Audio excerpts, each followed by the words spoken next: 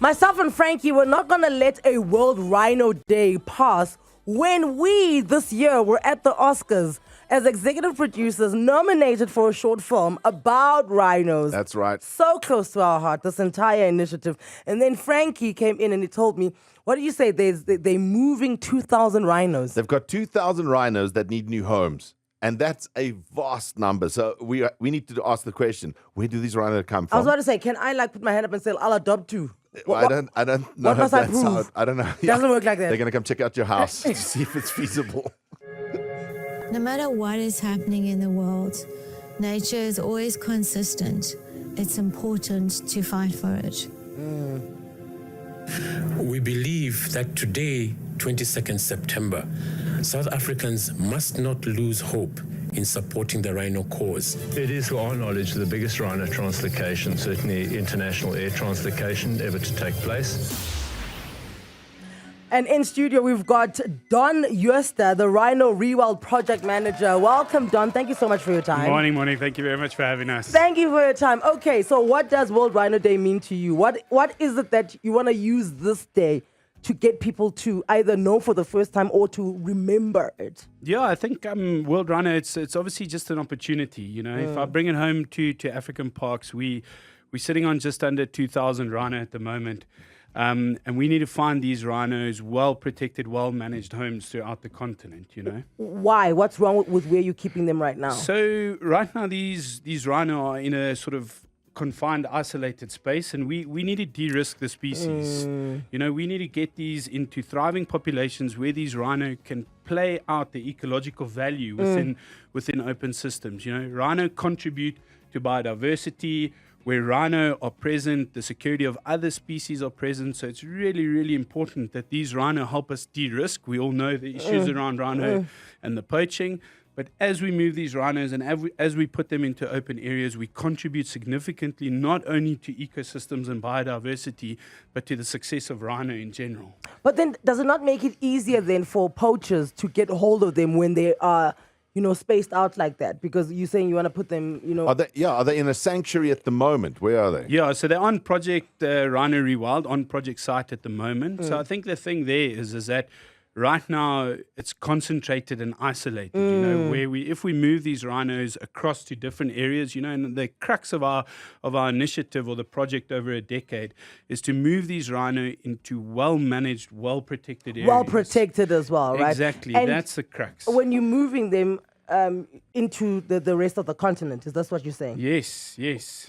Is the technology as good across the continent in the protection of rhinos? 100%. Okay. So there are massive strongholds. So if we look at neighboring countries like Namibia, Botswana, I mean, one of our recent moves, we've just moved 70 rhino into Akagera National Park in Rwanda, and those populations are thriving. So it's a must do. So when you say you're moving the rhino, I imagine you with a stick walking behind them and directing them, guiding them. Like a shepherd, like, okay, this way, okay, come back. Don't forget the beer for courage as well.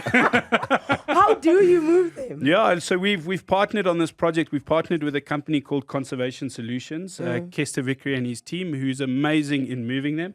But moving rhino is difficult. I mean, it's trucks, it's cranes, it's veterinarians, it's helicopters, it's aeroplanes. We had to fly the 70 up to Rwanda using 747. So it's an absolutely astronomical task that needs basically all hands on deck helping us out. Do some of the rhinos prefer window seat or... If I was a rhino, I'd go for the window.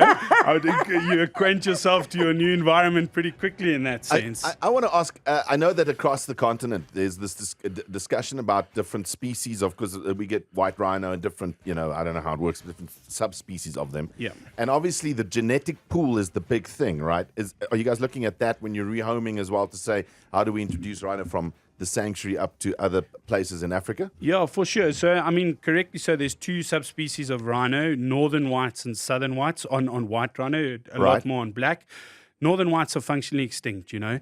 There's 2 post-breeding females in captivity, and anything going forward needs to come from a southern white rhino. I mean, if you go back 100 years ago, there were anywhere between 20 and 50 white rhino left in the world, southern white rhino. Yeah. And because of conservation efforts, they've built themselves up. So we do take genetic considerations into play, but most importantly, the population that we've got, the 2,000, is probably one of the most well-documented populations on the continent at the moment. So that gives us the ability to sort of play around with the genetics and know that we're going to move genetically fit and genetic diverse animals when we do move them to these areas. If you just tuned in, we're chatting to Don Yuster, who's the Rhino Rewild project manager. They are endeavoring to move 2,000 rhinos into safer, protected, and places that make sense for a rhino. Because a rhino has to be a rhino. You can't put it in a confinement space and think that you're going to experience the full length of what a rhino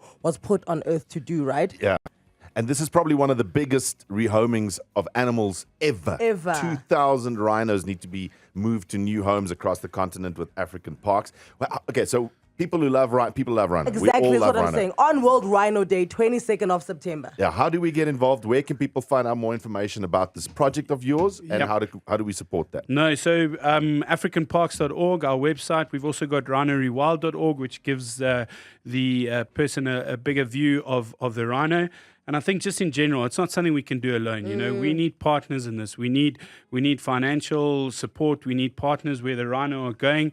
And it's definitely something that's bringing the conservation community together. And I think hopefully in 8 years' time, we sit here again saying, you know, thanks to everyone that's helped, thanks to everyone that's taken part, but we've managed to achieve the goal of moving these 2,000 rhino over the next 8 years. Amazing. And that's the thing, it's not something that we can do next week. No, dude, it's impossible. Yeah. It's impossible. We could start next week. 2,000 rhinos, so many big animals. Don Amazing. Yuster, the Rhino Rewild project manager, thank you so much for Thanks. your time. Thank you very much, happy guys. World Rhino Day.